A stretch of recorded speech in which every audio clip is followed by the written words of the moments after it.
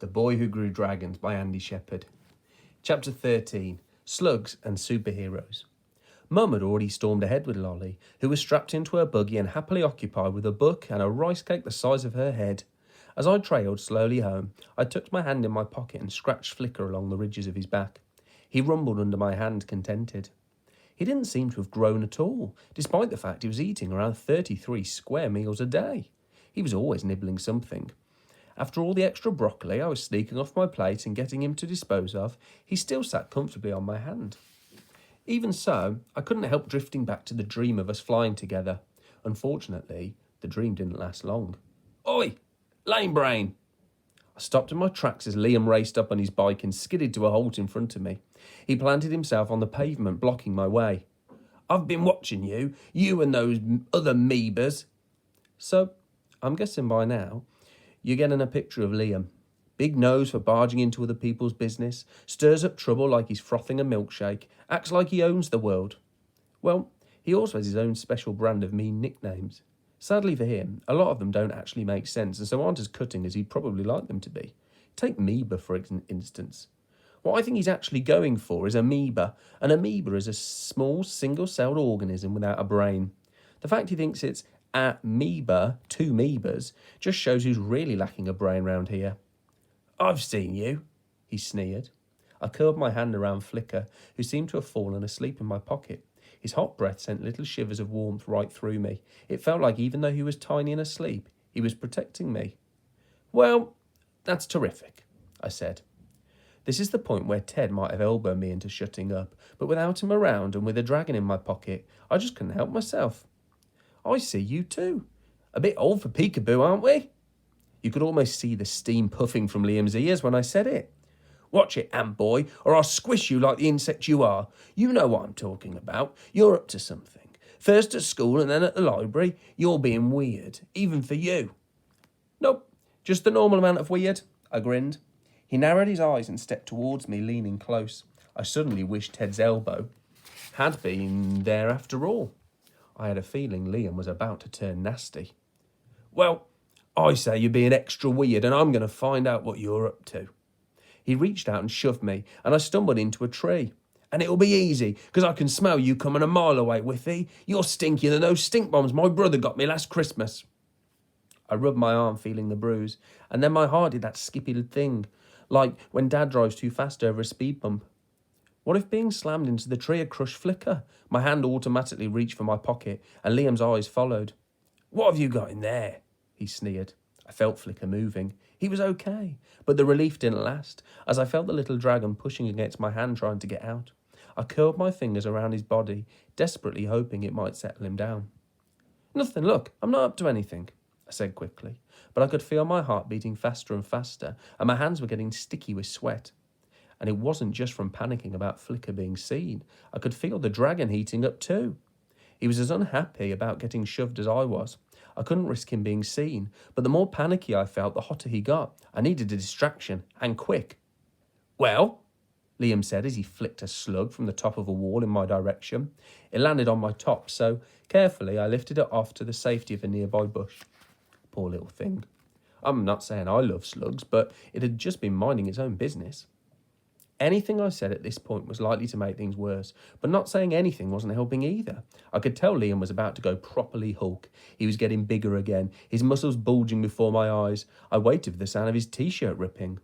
But before he could squash me with his great green fists, 3 people suddenly appeared by my side. Ted, Kat, and Kai, materialising there like my own personal superhero squad. Hey, Thomas, need a hand with Liam the unincredible Hulk? Kai said. The relief of having my friends there felt like finally getting your Mr. Whippy on the hottest day of the year after joining the Guinness World Record's longest ice cream queue. I imagined the 4 of us standing in formation in front of him, wielding our superpowers as Kai's words blasted out like lasers, shrinking Liam to the size of a pea. It must have done the trick, because although he kept up the scowl, Liam got on his bike and pedalled off. You okay, Thomas? Ted asked once he'd gone. Yeah, thanks, I'm fine. As I said it, I felt Flicker's heat begin to fade, as if he too was calming down. What's up with him? Kai asked, nodding towards the retreating Liam. Has he been hassling you about, The PE stuff? Kat asked.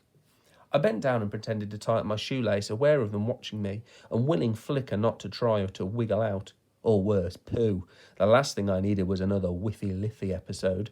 Even my friends thought I was being weird. Without that happening, I spotted Mum and Lolly miles ahead now, and just about to turn the corner into our street, and I willed her to turn round and call me. Nah, just usual Liam stuff, I said. I knew they weren't buying it. That's the thing about friends, especially ones who know you as well as these three knew me. Thomas!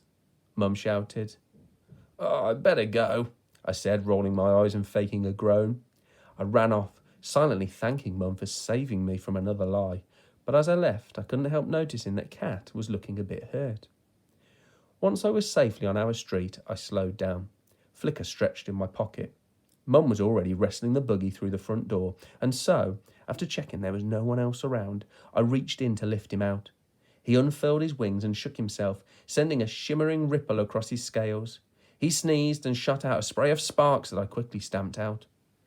It was a good job he hadn't got out and done that when the others were there, and, more importantly, that Liam hadn't seen him. I really didn't like the idea of him spying on me.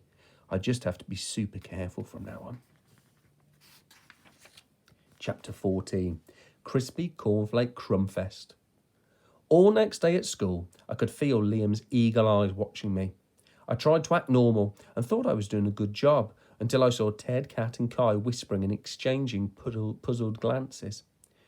Maybe I was getting normal wrong, or maybe I was being too normal. Was that even a thing?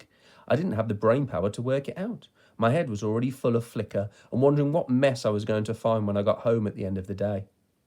That afternoon, it wasn't just Flicker who'd made a mess, though. I came into the kitchen and found Lolly covered in a crispy cornflake crust. My feet crunched across a carpet of rice. Mum was sweeping cereal and dried pasta into little mountains. A river of yoghurt flowed between them, with splashes of ketchup along its banks. Lolly was sitting in the middle of the scene, waving a picture at me. I only left her for a minute, Mum sighed. I'd rather hoped we were over the painting with food stage. Lolly pointed to the mess on the paper and beamed. Yeah, I said. Great work, Lolly. She frowned, looked at her picture and turned it the other way up, then flapped her arms and made a roaring noise. Now, I'm not sure anyone else would have seen what I saw in her artwork, but then Lolly and I were the only ones who knew there was a dragon living upstairs. Suddenly, I could make out the ketchup flames and the scaly pasta wings and the gluey raisin eyes she dipped in glitter. She'd made dragons and lots of them. She waved it at me again and I took it from her. Thanks, Lollybob, I whispered. I'm sure he'll love it. And he did.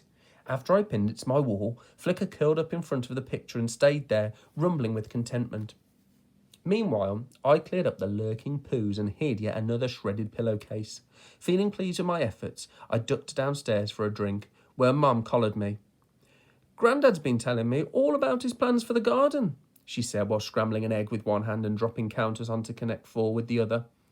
Lolly loved undoing the catch and watching all the counters clatter out. She slotted the last ones in and then jiggled up and down in anticipation.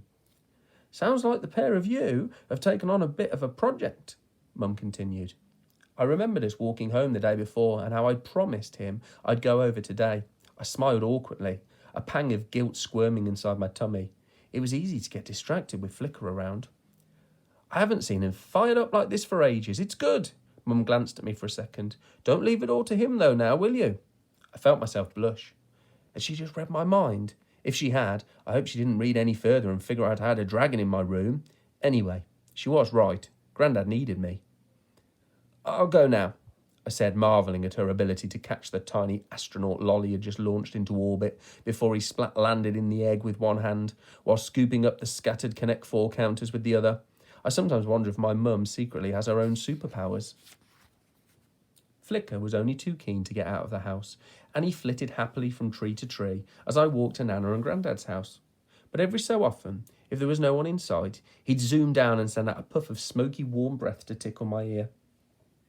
When I arrived, Nana met me with a freshly baked chocolate muffin and gave me a flask of lemonade for us both. I found Grandad down the garden with a handful of seed packets, a look of pure concentration on his face. Hey up, Chipstick, I've got a problem. I can't decide on the best kind of beans to try. I'm a runner bean man myself, but there's all sorts here. Haricot, there, scarlet runner, winged, yard long. I never knew there were so many. It's up to you, really. What do you say? Feel like something a bit more fancy? His eyes were twinkling, and I could see Mum was right about him being fired up about the veg garden. I said, I'm more of a baked bean fan. Grandad chuckled and ruffled my hair. It should have been difficult to get excited about any type of bean when I knew there was a dragon just meters away. I doubted even magic beans would beat a dragon. But it was hard not to get caught up in Grandad's enthusiasm. You couldn't help but enjoy yourself with him around, and it wasn't just the constant supply of caramel toffees either. Flicker had been happily exploring the hedges and eating his fill of greenery. He was careful to keep out of sight, but every so often I had the feeling he was playing a game with Grandad, flitting down behind him and then zipping off again just as he turned round. Eventually, I saw the bright shine of his scales dim a little, a sign he was getting tired, and he disappeared among the cactus-like arms of the dragon fruit tree. When he didn't reappear, I breathed a sigh of relief. At least, if he was asleep, I didn't have to worry about Grandad spotting him. After about an hour of digging and planting and redigging and replanting when Grandad changed his mind, I leaned my spade against the old shed and rubbed the ache out of my arms. You know, I don't think we're going to get much jam out of that there tree, Thomas, Grandad said, offering me a glug from the flask. Nothing left but the skins of the last few fruit. Reckon the squirrels must have got them. And I've not seen hide nor hair of any more fruit. You sure we shouldn't just pull the old thing out? I leaped up and spluttered through a mouthful of lemonade. No, we can't. I'm sure there'll be more. Grandad didn't look convinced, and I could see him eyeing up how much more space there would be for his exotic beans without it.